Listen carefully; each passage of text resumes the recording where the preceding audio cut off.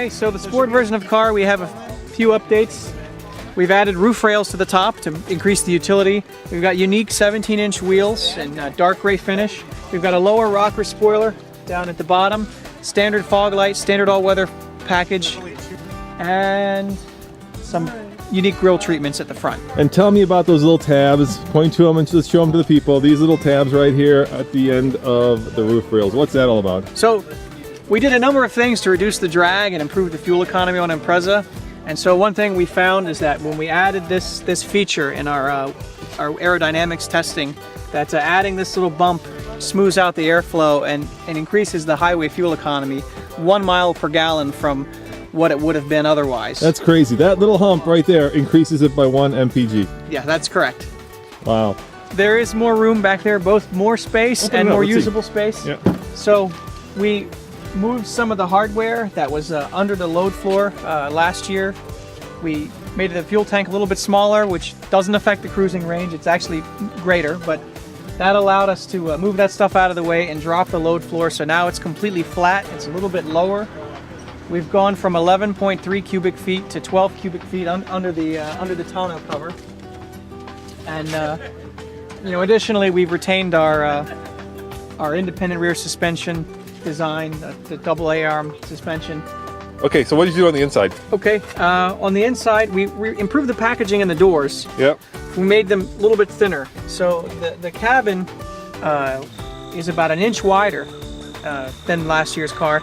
More room at the top. It's thinner, and it gives you more shoulder room and elbow room than before. We raised the armrests so they're a little more comfortable. And we've gone to a tilt adjustable headrest. I think you're unique in that. It's pretty cool. Show me that. So that's going to tilt forward a number, about 5 D10s, 4 or 5, and then when you reach the end, you can go one more and bring it back forward.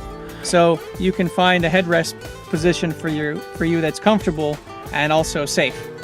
So this is the new 150 horsepower engine? 148 horsepower FB series engine. And what's the big news about the new Impreza? So our big story is fuel economy. We've improved the fuel economy over 30% to 27 city, 36 highway with all-wheel drive on our CVT models.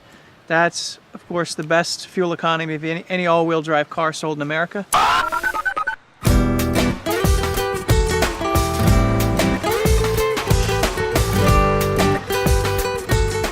We changed the styling a little bit to bring it more in line with the kind of the family resemblance to the other cars in our lineup. So we've added the wheel arches from Legacy to kind of emphasize the all-wheel drive component of the car.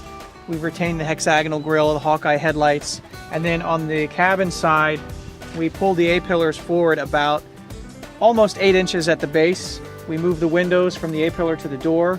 We lowered the belt line. And I guess the question that a lot of people are going to be asking is, can you put a turbo on this? Well... Or will you put a turbo on it? Well, we have, of course, other stuff that we work on in the future. I can't really comment too much about it. But this engine itself, in this car, was optimized for natural aspiration. This is its own car.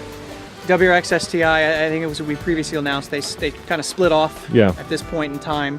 So last year we redesigned both of those models. We went to the wide body on the WRX, and then the STI we went to, offering a sedan as well. So those cars got a lot of updates last year, so they're going to hang around a little bit longer before they're going to see significant updates. But this could potentially be the base engine for the new turbocharged WRX STI. Potentially. We are working again on future turbocharged engines. I can't offer you too much detail, but again, we haven't given up on turbos. I have to ask Todd, you know that. I know you have to ask.